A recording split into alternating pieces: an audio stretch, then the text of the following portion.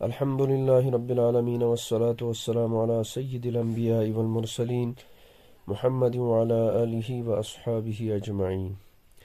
ناصحہ مت کر نصیحت، دل میرا گھبرائے ہے، میں سمجھوں اسے دشمن جو مجھے سمجھائے ہے۔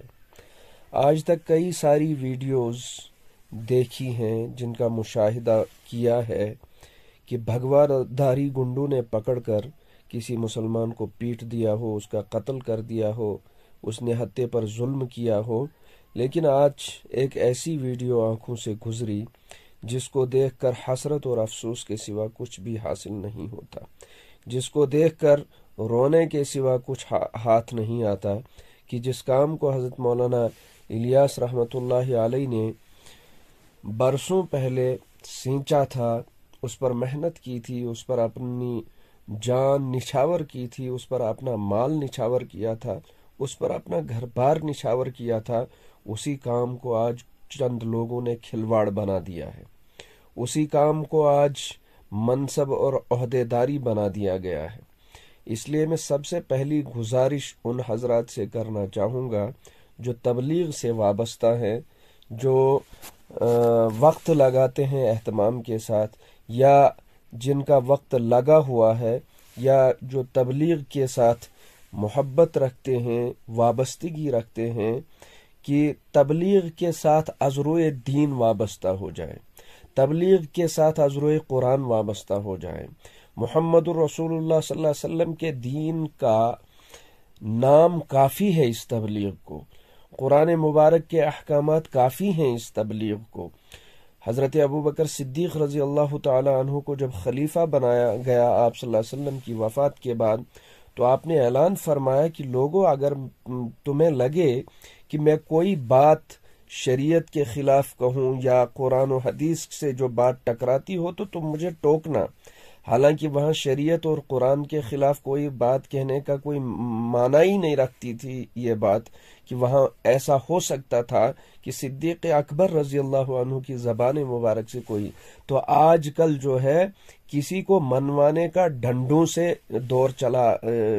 چل پڑا ہے، کسی کو امیر منوانے کا، کسی کو بڑا منوانے کا زبردستی ایک یہ گنڈا گردی چلی ہوئی ہے کہ نہیں جی، یا تو مانو نہیں تو پیٹ دیا جائے گا، یا تو مانو نہیں تو مار دیا جائے گا۔ بھائی،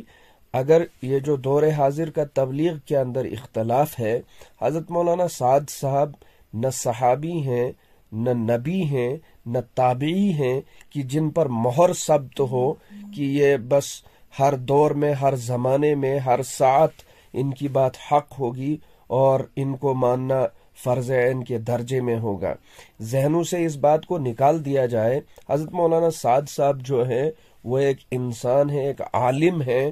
وہ دور حاضر کے ایک جاننے والے ہو سکتے ہیں، ایک عامل ہو سکتے ہیں۔ ایسا نہیں ہے کہ حضرت مولانا سعد صاحب کے ساتھ کسی کو اختلاف رکھنے کی کوئی اجازت یا گنجائش نہیں ہے، کوئی بھی ان سے اتفاق رکھ سکتا ہے اور کوئی ان سے اختلاف بھی رکھ سکتا ہے۔ اگر آپ کو مولانا سعد صاحب کی امارت پسند ہے تو آپ کو مبارک ہو، آپ کو کون کہتا ہے کہ آپ ان کی امارت میں مت رہیے، مگر وہ امارت کسی اور پر تھوپنا، دنیا پر تھوپنے کی کوشش کرنا، یہ کبھی آپ اس میں کامیاب نہیں ہو سکتے، اور ہر وہ کام جو اخلاص سے خالی ہو، اللہ پاک کی اس میں مدد نہیں ہوا کرتی ہے۔ افسوس اور حسرت ہوتی ہے کہ یہی تبلیغ والے حضرات جو لوگوں کو کہتے ہیں کہ صبح کی 3 تسبیح کرو، شام کی 3 تسبیح کرو، اس بندے کو جو 2-4 گنڈوں نے پکڑ کے رکھا ہے، دھاڑی ہے، ٹوپی ہے، سنت کا لباس ہے، لیکن منہ سے ماں بہن کی گالیاں کر کے میں کہتا ہوں، کیا تم یہی تسبیح صبح اور شام کی تسبیح کرتے ہو جو تمہاری زبانوں سے اس وقت ننگی گالیاں نکل رہی ہیں؟ اور اس شخص کے داڑھی کاٹنے کی بات کی اوپر سے آرڈر آیا ہے کہ اس کی داڑھی کاٹ دو یا اس کو ختم ہی کر دو۔ بھائی، ایسے الفاظ، ایسی حرکتیں جو دشمنان دین کو بھی ایک مسلمان کے ساتھ کرنے میں عار محسوس ہو، وہی آج مسلمان کے ساتھ کر رہا ہے، دین کے نام پر کر رہا ہے، شریعت کے نام پر کر رہا ہے، امارت کے نام پر کر رہا ہے، قرآن کے نام پر کر رہا ہے۔ یہ کون سی تبلیغ ہے، یہ کون سی دعوت ہے؟ اور اگر یہی دعوت تم کرتے رہے، اسی کو تبلیغ کہتے رہے، تو اللہ پاک کا جو عذاب ہے، اللہ پاک کی طرف سے جو لاٹھی برسنے والی ہوگی وہ برس کر رہے گی، اور ایسی برسے گی کہ پھر دنیا کے اندر اوپر اٹھنے کا نام تک یاد نہیں رہے گا کہ ہم کہاں سے آئے تھے، کہاں جائیں گے، ہم کس قبیلے سے تھے، ہمارا نام کیا تھا، ہمارے پرک کون تھے، سب چیزیں بھول جاؤ گے۔ تبلیغ کے نام پر لوگوں کو دھوکہ،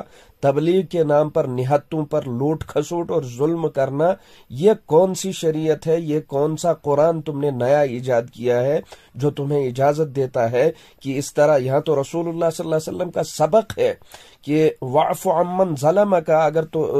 تم پر کوئی ظلم کرے تو اسے معاف کر دو۔ اس شخص کو پیٹا جا رہا ہے کہ تو نے مولانا سعد صاحب پر کیوں ایسا کیا ویسا کیا۔ بھائی مولانا سعد صاحب کے ساتھ کسی کو اختلاف بھی ہو سکتا ہے، کون روک سکتا ہے کسی کو اختلاف کرنے سے؟ یہ اپنی اپنی مرضی ہے، اپنا اپنا معاملہ ہے، اپنا اپنا مسئلہ ہے، اختلاف کرنے کی گنجائش ہے، اختلاف کرنے کا حق ہے، کسی بھی بات پر ضروری نہیں ہے۔ اور آخری بات عرض کر دوں کہ امیر سے اتنی ہی محبت رکھو جتنا شریعت میں حق ہے۔ لا یؤمن احدکم حتی اکون احب الیہ من والدہ وولدہ والناس اجمعین۔ امیر کو نبی کی نظر سے مت دیکھو، امیر کو کسی تابعی یا صحابی کی نظر سے مت دیکھو، امیر کو امیر کی نظر سے دیکھو۔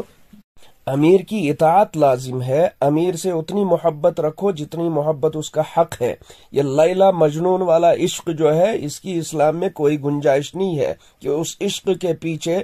کہ کوئی حق پرست ہو، ناحق پرست ہو، اس کے اوپر ڈنڈے برسائے جائیں اور اس کے اوپر ظلم و ستم کیا جائے کہ تو فلانی کو گالی کیوں دے گا، یا تو فلانی کو امیر کیوں نہیں مانتا، یا تو ایسے معاملات کیوں نہیں کرتا۔ مجھے یہ پتہ نہیں ہے، اور اس کی میں امید یہی رکھتا ہوں کہ شاید مولانا سعد صاحب کو یہ چیزیں خبر نہ ہوں، یہ ان کے ان گنڈوں نے یہ دہشت پھیلانے کی کوشش کی ہے۔ تو حضرت مولانا سعد صاحب کو بھی چاہیے کہ اگر ان کے کانوں تک یہ بات پہنچ جائے کہ ان گنڈوں کو سزا دی جائے، ان کو اس کام سے روکا جائے، نہیں تو آپ کا بھی اللہ کے علاج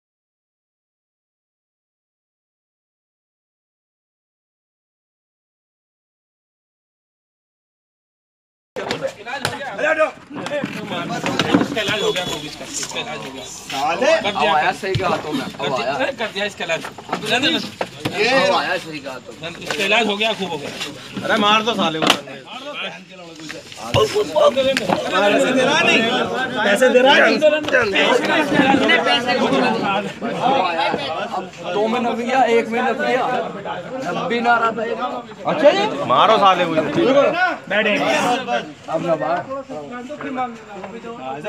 کیا بات ہے جی، بتاؤ۔ مرے گا کیا نہیں بول رہا، کس کے بارے میں بول رہا ہوں؟ بولے گا مولانا کے بارے میں کچھ بھی، مولانا سعد صاحب کے بارے میں کچھ کہے گا، کسی بھی عالم کے بارے میں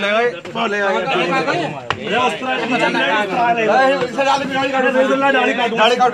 نہیں نہیں حاجی جی گناہ ہوگا میرے پہ، ہو رہا ہے اس کی داڑھی کاٹنی، مجھے پیچھے سے آرڈر ملا اس کی داڑھی داڑھی پیچھے جاؤ۔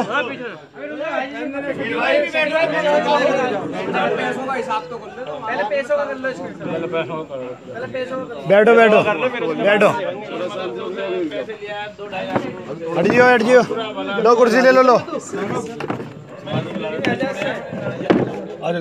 ہاں آ جاؤ، لو بیٹھو۔ اپنی نسل قربان کر دوں گا، سمجھ گیا مولانا سعد صاحب پہ، اور بہت چڑی گئے تیرا مولانا سعد صاحب کے لیے تو مار دوں گا میں، نسل ختم کر دوں گا تیری، کوئی بات نہیں، جیل میں کاٹ لوں گا زندگی۔ ویڈیو مت بناؤ بھائی، نہیں اس کے یار دوستوں کو تک پہنچے تو صحیح، اس کا کیا ہے